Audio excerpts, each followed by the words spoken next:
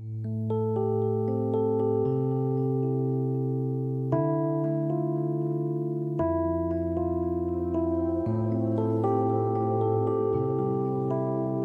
Търново, Горна Оряховица и Дряново са в сърцето на България от векове насам. Няма българин, който да не е виждал каменните зидове на Царевец, стените на Дряновския манастир или кътчета от смайващата красота на природата в тази част на страната. Регионът има изключително географско местоположение, богато историческо наследство и забележителна природа. Добра отправна точка за опознаването на района е летище Горна Оряховица. Градът е изграден в подножието на старата крепост Ряховец. Само на няколко километра от Горна Оряховица се намира средновековната българска столица Търново. Информационните центрове в трите общини предлагат пакет от туристически маршрути с разнообразни тематики – културен, еко и селски туризъм. Възможностите за екскурзии в региона са с продължителност от 1 до 4 дни, като обединяват най-интересните обекти спрямо предпочитанията на конкретния турист. Можете да поемете по следите на вечността с културно-опознавателните пакети назад във времето, назад към античността, символи на вярата, шедьоврите на майстора и делници и празници от миналото.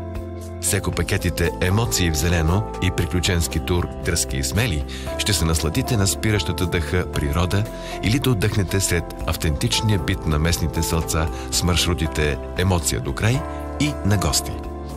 Професионалният и личен интерес на Петър е насочен към историята. Затова програмата в краткото му гостуване ще бъде натоварена. Картата е пръв помощник на пътешественика, затова не я забравяйте. Уникалният спектакъл «Звук и светлина» на хълма Царевец пресъздава ключови моменти от българската история. Местността между двата града Велико Търново и Горна Оряховица е пресечена от множество скалисти хълмове. Някога те са били убежище за монаси и отшелници. Наоколо има запазени няколко средновековни манастира, оцелели като по чудо от бурите на времето. Значим средновековен манастир е бил този при църквата свети равноапостоли Петър и Павел. Днес районът е любимо място на поклонници, пътешественици и откриватели. Тези места са заселени от дълбока древност и там все още личат следите от славното им минало. Не пропускайте да разгледате внушителните останки от римския град Никополис ад Иструм, основан от император Марк Улпий Траян през 102 година, след победата му над даките. Построен по така наречената Хиподанова система, улиците се пресичат под прав ъгъл, запазени и до днес заедно с обществени сгради и площади, разказват за онези времена на възход и имперско величие. Историческото селище Арбанаси пази много тайни от миналото. Неповторимият му чар се долабя в архитектурата на старите къщи и кълдарамените улички. През 17 и 18 век в селото имало над 1000 къщи, а населението му се състояло от видни търговски фамилии. Изключителните фрески на арбанашките църкви потапят посетителите в свят от багри, полутонове и емоции. В църквата Рождество Христово особено силно отношение носи сцената «Суетният живот в лъжовния свят» или «Колелото на живота». По-голяма част от северната стена е взета от мащабната композиция «Древо Есеево» или «Родословното дърво на Исус Христос». В тази най-голяма по площ сцена е представена генеалогията на Христовия род, която започва с 12 антични философа. Духът на селищата от региона не е спирал да гори и пътят отвежда именно на такова място нашия герой. Занаятите са в сърцето, а майсторлъка е в ръцете на местните жители. Днес все още има хора, които помнят и спазват похватите на старите майстори. Експозицията на Градския исторически музей в Горна Оряховица е с акцент върху средновековието и активното участие на горнооряховци в борбите за национално освобождение. Битът на хората в региона от 19 век е автентично претворен в етнографска експозиция, уредена в къщата на местната фамилия Козлеви от град Долна Оряховица, само на 7 км североизточно от Горна Оряховица. Храмът Свети Никола в Горна Оряховица е дело на майстор Колю Фичето, а стенописите са сътворени от живописеца Захари Зограф. Света Троица е друг стар храм, чиято камбанария, също дело на майстора, е устояла на катастрофалното земетресение от 1913 година.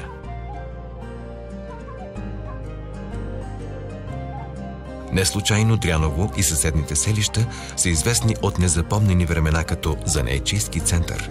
Най-известният български възрожденски строител е именно тук – Оста Кольофичето. Едва 17 годишен научил как се дяла камъка, а на 36 е общо признат майстор. Повечето от неговите къщи, камбанарии, църкви и мостове се ползват и до днес. Очарованието на възрожденските градчета привлича много туристи. Част от тях избират да посетят някои от манастирите в района. Те са строени масивно, като крепости, и повечето са съществували през средновековието. Край каменните им стени са се водили важни сражения, а монасите са съхранили българщината в тъмните векове на потисничество. Дряновският манастир Свети Архангел Михаил е основан по времето на цар Калоян след пренасяне на мощите на Свети Михаил Войн. В него убежище са намирали Васил Левски, Батей Миткалото, Поп Харитон и други революционери.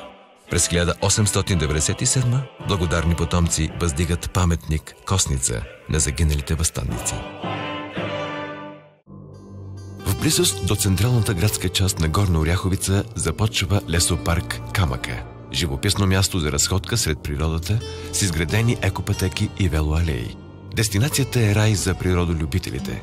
Десетки животински видове, птици и растителни ендемити обитават обширните планински местности. Туристическите маршрути са маркирани, а разходката из този очарователен див свят е зареждаща. В района има няколко защитени територии, пещери и водопади. Чудесна възможност за Петър да се разведри от ежедневието си в университета. Пещерата Бачо Киро е разположена над прочутия Дряновски манастир. Величествените скални образования в нея разказват същински легенди. В пещерата са открити следи от човешко присъствие още от епохата на палеолита. В района има и други пещери, което го прави изключително подходящ за запалените по спелеологията и скалното катерене.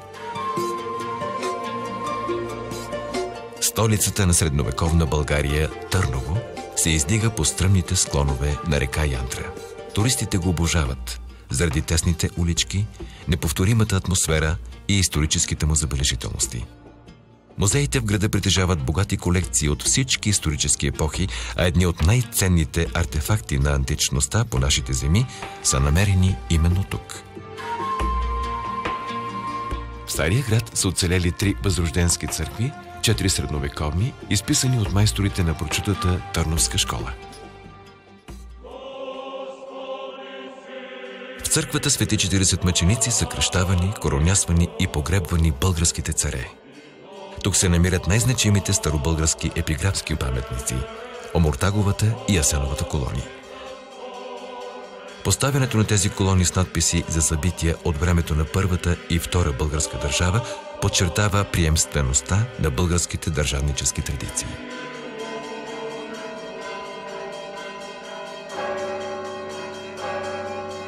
Царевец е главната крепост на средновековната столица. Там е разположен дворецът на българските владетели и средновековната патриаршия. Старопрестолният град помни военно-политическо и духовно величие, смутни времена и безброй легенди. Старинната част на град Велико Търново е национално богатство и историческа памет за поколенията. Велико Търново, Горна Оряховица и Дряново са градове пропити от история. Множество исторически забележителности са свързани с имената на известни революционери. Голяма част от културното наследство на района е изложено в добре уредени музеи, с исторически и етнографски експозиции, къщи-музеи и художествени галерии. Уникален шанс за Петър да намери отговори на въпросите, които го поведоха в това вдъхновяващо и незабравимо приключение.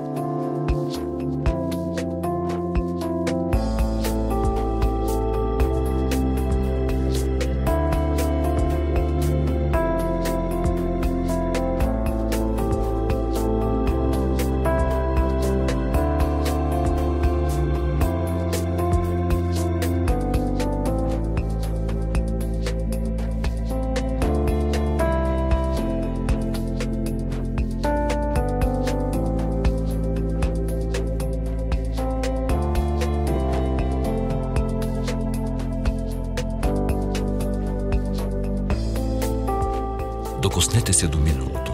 Насладете се на невероятната природа и културни забележителности, пръснати из потайни долини, във вековни градове и китни селца, гордо стъпили върху камък и дърво, скрити в сърцето на България. Опознайте красотата на региона в търсене на следи от изминали епохи и нови приключения. Проект Бяло, пурпурно, синьо, зелено. Следите на вечността. Утвърждаване образа на региона като уникална туристическа дестинация на националния и международен пазар се осъществява с финансовата подкрепа на Оперативна програма Регионално развитие 2007-2013.